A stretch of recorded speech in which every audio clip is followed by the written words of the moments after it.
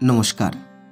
সত্য মঙ্গল চ্যানেলের সকল দর্শক এবং শ্রোতা বন্ধুদের জানাই আন্তরিক শ্রদ্ধা ও ভালোবাসা। আজ আমরা এই ভিডিওর মাধ্যমে একটি অসাধারণ প্রশ্নের উত্তর জানার চেষ্টা করব স্বামী ভূতেশানন্দজি মহারাজের কাছ থেকে। একবার এক ভক্ত প্রশ্ন করছেন স্বামী ভূতেশানন্দজি মহারাজকে, আচ্ছা মহারাজ, ভগবান কি ভক্তের কথা ভাবেন? কি অসাধারণ প্রশ্ন, একবার ভাবুন।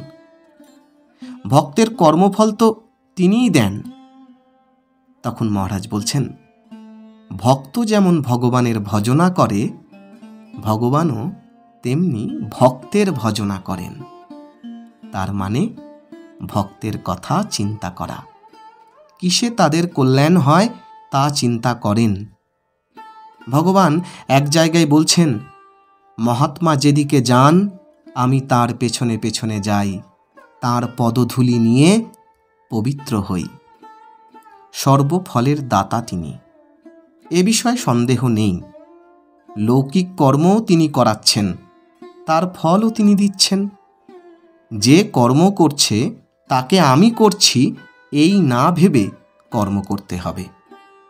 দেহাত্মবোধ থাকলে ভোগ করতে হবে, কিন্তু তিনি আমার ও সকলের মধ্যে আছেন, সকলকে চালাচ্ছেন, এই ভাব নিয়ে থাকলে তাকে আর ফল ভোগ করতে হয় না। তুমি তো মালিক নও, মালিক যিনি তিনি জানেন। ভগবানের শরণাগত যে, সে অধর্মের পথে থাকতেই পারবে না। ঠাকুরের ওপর নির্ভর করলে কিছু করতে হবে না। তাকে আমার সমস্ত কর্মফল অর্পণ করছি, এইভাবে চিন্তা করবে। এভাবে ভাবতে ভাবতেই চিত্ত শুদ্ধ হবে যখন, তখন সমর্পণ করা ঠিক হবে। তার আগে আরোপ করা মাত্র। ভাষা তো ভাবের বাহক, কাজেই ভাষা ভিন্ন ভিন্ন হতে পারে, কিন্তু ভাব পরিবর্তন হয় না। এভাবে চিত্ত শুদ্ধ হবে, ভক্তি হবে।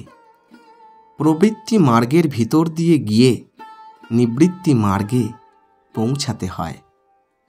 প্রবৃত্তি মার্গ হচ্ছে শুভ কর্ম করা, পূজা অর্চনা করা, আর তার কথা চিন্তা করা ও সংসারের সব কিছুতে নির্লিপ্ত থাকা হলো নিবৃত্তি মার্গ।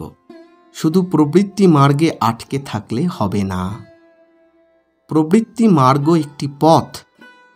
আরম্ভ করবার সময় প্রবৃত্তি মার্গ দিয়ে সকামভাবে উপাসনা করবে।